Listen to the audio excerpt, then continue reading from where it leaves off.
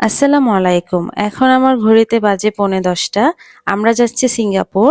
Singapore ট্যুরে যাওয়ার জন্য আমাদের ভিসা প্রসেসিং কিভাবে করেছি অ্যান্ড ইমিগ্রেশনে কি কি ডকুমেন্টস লেগেছে, এয়ার টিকিট কিভাবে কেটেছি এবং সিঙ্গাপুরের অনলাইন অ্যারাইভাল কার্ড আমরা অনলাইন থেকে কিভাবে অ্যাপ্লাই করেছি, এভরিথিং আজকে আপনাদের সাথে শেয়ার করব।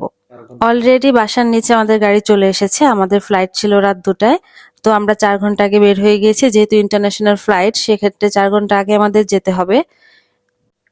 সিঙ্গাপুর যাওয়ার জন্য ই ভিসাটা আমরা করিয়েছিলাম একটা ট্রাভেলিং এজেন্সির মাধ্যমে, আর বাকি ট্যুর প্ল্যানটা আমরা করেছি নিজেরাই। আমরা আমাদের এয়ার টিকিটটা কেটেছিলাম গোজেন থেকে ইভিএল ভিসা কার্ডের মাধ্যমে। আমাদের 8% ডিসকাউন্ট ছিল, সেক্ষেত্রে আমাদের টিকিট প্রাইসটা অনেকটা কম পড়েছিল। আমাদের এয়ারলাইন্সের ছিল এমএস এয়ারলাইন্স। আমাদের মালয়েশিয়াতে ট্রানজিট হয়ে আমরা সিঙ্গাপুর গিয়েছিলাম। 1 ঘন্টার একটা ট্রানজিট ছিল।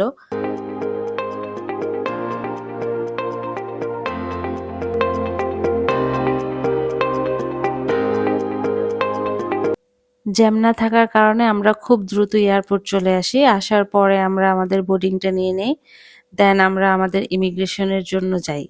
ইমিগ্রেশনে আমাদেরকে বেশি কোনো কোশ্চেন করেনি, জাস্ট এনওসি, ই ভিসা, রিটার্ন এয়ার টিকিটের হার্ড কপিটা ওরা দেখতে চেয়েছিল। যেহেতু আমরা সাথে করে নিয়ে গিয়েছিলাম, আমাদের কোনো ঝামেলাই হয়নি। শো করার পরে আমরা জাস্ট ইমিগ্রেশন শেষ করে ভিতরে চলে গিয়েছিলাম। ইমিগ্রেশন শেষ করে আমরা চলে গেলাম লাউঞ্জে। যেহেতু রাত 2টায় আমাদের ফ্লাইট ছিল, সো আমরা রাতের ডিনারটা শেষ করে প্লেনে উঠবো, তাই আমরা লাউঞ্জে চলে গেলাম। আমরা ফার্স্টে গিয়েছিলাম স্কাই লাউঞ্জে, দেন আমরা ইউসিবি লাউঞ্জটাও ভিজিট করেছি। ইউসিবি লাউঞ্জের ভিতরটা অনেক সুন্দর ছিল, স্পেস ছিল ভালো। ওদের কি কি খাবারের মেনু ছিল জাস্ট একবার চেক করে আমরা আবার বের হয়ে গিয়েছি। আমরা রাতে খাওয়া দাওয়া শেষ করেছি স্কাই লাউঞ্জেই। চলে আসলাম স্কাই লাউঞ্জে এবং রাতে ওদের বাফেট কি কি আইটেম ছিল আমি একটা শর্ট ভিডিও করে নিয়েছি।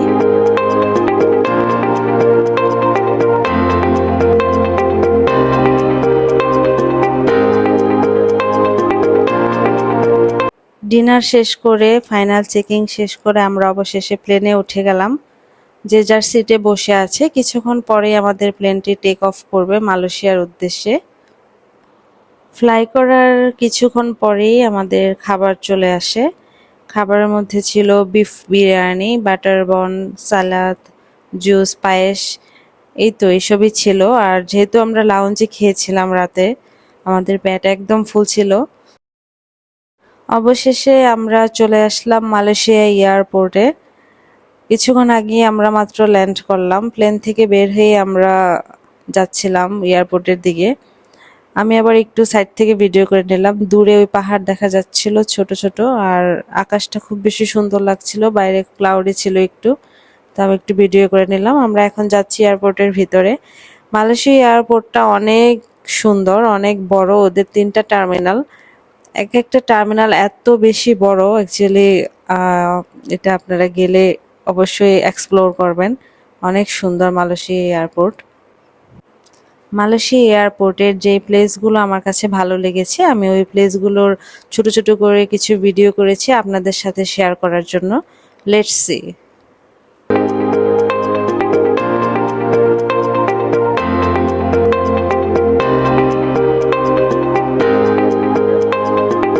মালয়েশিয়া এয়ারপোর্টটা অনেক বড় ছিল। টার্মিনাল 1 হাঁটতে হাঁটতে আমাদের একদম পা ব্যথা হয়ে গিয়েছিল। আমরা এখন যাচ্ছি আমাদের সিঙ্গাপুরের প্লেনটা যে গেটে আছে সেখানে আমরা এখন যাব।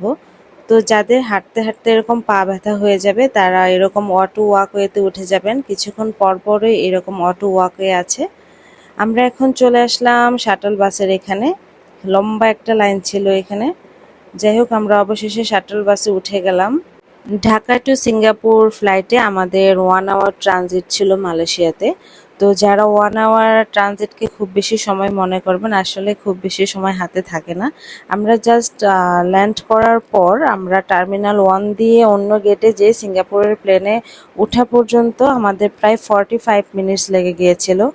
সো 1 আওয়ার টাইমটা আসলে কোন দিক দিয়ে চলে যায় আসলে এটা বোঝাই যায় না। তো আমরা অবশেষে চলে আসলাম সিঙ্গাপুরের প্লেনটা যেখানে রাখা আছে সেই গেটে। এখন আমরা প্লেনে উঠে যাচ্ছি। প্লেনটা একটু ছোট ছিল, ইন্টারন্যাশনাল ফ্লাইটের মতন এত বড় ছিল না, মানে বাংলাদেশের ডোমেস্টিক প্লেনগুলো যেরকম থাকে ওই রকম ছিল। বাট প্লেনের ভিতরটা অনেক নিট অ্যান্ড ক্লিন ছিল, খুবই সুন্দর ছিল। যাক, এখন আমরা উঠে পড়লাম। দেন প্লেনে ঢুকে আমি আমার সিটটা ফাইন্ড আউট করছিলাম, আমার সিটটা কোন সাইডে আছে। তো কিছুক্ষণ পরেই আমাদের টেক অফ করবে, আমাদের প্লেনটা রানিংয়ে আছে মালয়েশিয়া কুয়ালালামপুর এয়ারপোর্টে। কিছুক্ষণ পরেই আমাদের টেক অফ করবে। এই তো টেক অফ করার পরেই এত সুন্দর একটা ভিউ দেখতে পেলাম, অসাধারণ অসাধারণ। মেঘগুলো একদম আকাশে ভেসে ভেসে যাচ্ছে, নিচে নীল সমুদ্র, উপরে নীল আকাশ। ওয়াও, অসাধারণ। মহান আল্লাহ তাআলার সৃষ্টি এত বেশি সুন্দর। সুবহান আল্লাহ, আলহামদুলিল্লাহ।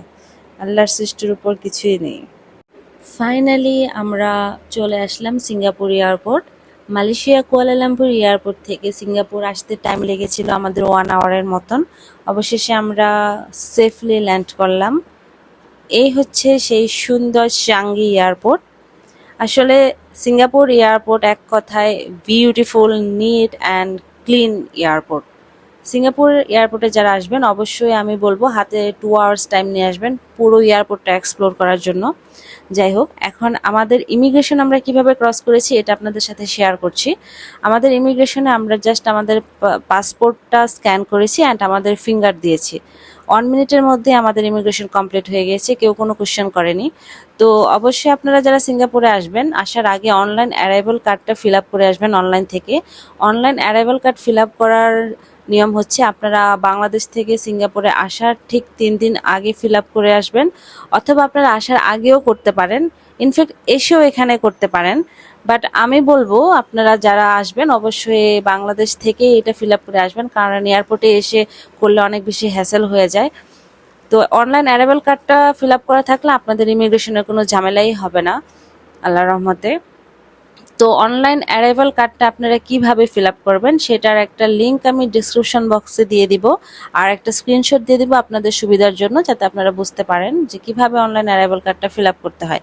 অনলাইন অ্যারাইভাল কার্ডে কিছু বেসিক ইনফরমেশন দিয়ে ফিল আপ করে দিলেই হয়ে যায়, মানে পাসপোর্টের নাম্বার, আপনার নেম, ডেট, এই সিম্পল কিছু বেসিক আর কিছু ইনফরমেশন আছে, এগুলো ফিল আপ করে দিয়ে সাবমিট করে দিলেই হয়ে যায় খুব সহজে। সিঙ্গাপুর এয়ারপোর্টের সব থেকে সুন্দর একটি প্লেস হচ্ছে এটা। এই এক্সিট পয়েন্টটা এত বেশি সুন্দর ছিল, মনে হচ্ছে বড় একটা ওয়াটারফল আমার সামনে। এই আর্টিফিশিয়াল জিনিসটা একদম রিয়েল মনে হচ্ছিল। আসলে আর্টিফিশিয়াল জিনিস যে এত বেশি সুন্দর হতে পারে এটা নিজের চোখে না দেখলে বুঝতাম না, এত টেকনোলজি সম্পন্ন একটি এয়ারপোর্ট। সবাই এখানে পিকচার্স তুলছিল। এখন আমরা এটা একটু ঘুরে দেন আমরা চলে যাবো আরেকটা ওয়াটারফল, জুয়েল ওয়াটারফল দেখার জন্য। এখন আমরা যাচ্ছি জুয়েলের দিকে। তো সিঙ্গাপুর এয়ারপোর্ট অনেক বড়, আপনারা যারা আসবেন অবশ্যই টাইম নিয়ে আসবেন, এত সুন্দর একটা এয়ারপোর্ট। আর এখানে আপনারা যদি রোড নাও চেনেন তাহলে কোনো সমস্যা নেই, কিছুক্ষণ পরপর কিছু ম্যাপিং সিস্টেম আছে, যদিও আমি ওইটা ভিডিও করতে পারিনি। ম্যাপিং থাকে এখানে, দেখে আপনারা নিজেরা অনলাইনে স্ক্রিন থেকে আপনারা সেখান থেকে দেখে নিতে পারবেন যে কোন দিক দিয়ে যেতে হবে, কোন সাইড দিয়ে যেতে হবে। তো এটা নিয়ে কোনো টেনশন নেই, আপনারা আসলে ওই ম্যাপিং সিস্টেমটা ইউজ করে আপনারা যে কোনো জায়গায় যেতে পারবেন। এটা এয়ারপোর্টের বিভিন্ন জায়গায় এরকম থাকে, বড় একটা স্ক্রিনের মধ্যে এরকম ম্যাপিং অপশন থাকে, ওইটা দেখে আপনারা যে কোনো জায়গায় মুভ করতে পারবেন। এখন আমরা চলে যাচ্ছি জুয়েলের দিকে। তো এই সাইডটাতে অনেক গাছপালা ছিল, অনেক গ্রিন এনভায়রনমেন্ট ছিল। কিছু দূর সামনে যাওয়ার পর আমরা একটা টানেল দিয়ে চলে যাচ্ছি, আর এই সাইড দিয়ে গ্লাস দিয়ে বাইরের আউটসাইডটা দেখা যাচ্ছিল। এত সুন্দর ওয়েদারটা, এত সুন্দর ছিল, সাদা মেঘ ভাসতেছিল, আকাশ নীল আকাশ, রোদ ছিল বাট ওয়েদারটা খুব ভালো ছিল। আর আমরা এখন যাচ্ছি এয়ারপোর্টের ভিতর দিয়ে আর একটা টানেলের মতন একটা জায়গা দিয়ে যাচ্ছি জুয়েল ওয়াটারফলটি দেখার জন্য। মানে এই জায়গাগুলো যে কি সুন্দর লাগতেছিল, মানে অসাধারণ অসাধারণ। তো আমরা এখন হাঁটতে হাঁটতে ক্লান্ত হয়ে গিয়েছি, এখন আমরা সেই অটো ওয়াকে উঠবো। সিঙ্গাপুর এয়ারপোর্ট যাওয়ার পরে আপনাদের ফোনে নেট না থাকাটাই স্বাভাবিক। তো নেট না থাকলেও টেনশনের কোনো কারণ নেই, কারণ সিঙ্গাপুর এয়ারপোর্ট পুরোটাই ফ্রি ওয়াইফাই থাকে। তো আপনারা ইমার্জেন্সিতে ফ্রি ওয়াইফাইটা ইউজ করতে পারেন সিম কেনার আগ পর্যন্ত, কোনো প্রবলেম নেই। তো এখন আমরা যাচ্ছি জুয়েল ওয়াটারফলটি দেখার জন্য, আর আমি সাইড থেকে কিছু আউটসাইডের ভিডিও করে নিচ্ছিলাম। তো সিটিটা এত পরিষ্কার পরিচ্ছন্ন ছিল, কি বলবো, এত সুন্দর একটা শহর সিঙ্গাপুর। আমি সাইড থেকে কিছু ভিডিও করে নিলাম, আর ওয়েদারটাও খুব ভালো ছিল, বাইরে একটু রোদ ছিল বাট ওয়েদার সুন্দর ছিল। এখন আমরা চলে আসলাম সেই জুয়েল ওয়াটারফলে, যেটার ভিডিও আপনারা প্রায়ই দেখতে পান। তো জুয়েল ওয়াটারফলটা এত বেশি সুন্দর ছিল, কি বলবো, এর স্ট্রাকচার, ফ্রেমওয়ার্ক, এর ডিজাইন, এভরিথিং ইউনিক। এত সুন্দর একটা জিনিস ওরা কিভাবে তৈরি করেছিল আমি শুধু সেটাই ভাবছিলাম। যাই হোক, ওই ফ্রেমওয়ার্কটা ছিল একটা গ্লাসের ফ্রেমওয়ার্ক, বাইরে থেকে স্কাই দেখা যাচ্ছিল আর পানিটা একদম সেন্ট্রালি মাঝখানে নিচের দিকে চলে যাচ্ছিল। আর এখানে ৩টা ফেজে হচ্ছে ভিউ দেখা যাচ্ছিল, নিচ থেকে একটা ভিউ, মাঝখান থেকে আমি ভিডিওটা করেছিলাম, মাঝখান থেকে একটা ভিউ আসছে আর উপর থেকে একটা ভিউ, মানে ৩ সাইড থেকে ৩টা ভিউ দেখা যাচ্ছিল। আর ৪-৫টা গ্রিন একটা ভাইবস ছিল, মনে হচ্ছে একটা ফরেস্টের মাঝখানে একটা ওয়াটারফল, অসম্ভব সুন্দর একটি ওয়াটারফল ছিল। তো আপনারা যারা সিঙ্গাপুর এয়ারপোর্টে যাবেন অবশ্যই এটা ঘুরে দেখবেন, এক্সপ্লোর করবেন। এত সুন্দর একটা এয়ারপোর্ট, আসলে প্রত্যেকটা প্লেসই এটার ভিতরে সুন্দর আর অনেক বড় একটা এয়ারপোর্ট। তো আমরা এখন চলে যাব এমআরটি এমআরটি দিয়ে আমরা আমাদের হোটেলে চলে যাব। তো নেক্সট ভিডিওতে আমি আপনাদের সাথে শেয়ার করব আমরা কিভাবে ট্রান্সপোর্ট খুব কম খরচে ইউজ করেছি এবং আমি কোন হোটেলে ছিলাম, আমার কস্ট কেমন পড়েছে, এমআরটি আমি কিভাবে ইউজ করেছি, এভরিথিং আপনাদের সাথে আমি নেক্সট ভিডিওতে শেয়ার করব। ততদিন আপনারা আমার সাথেই থাকবেন। আল্লাহ হাফেজ।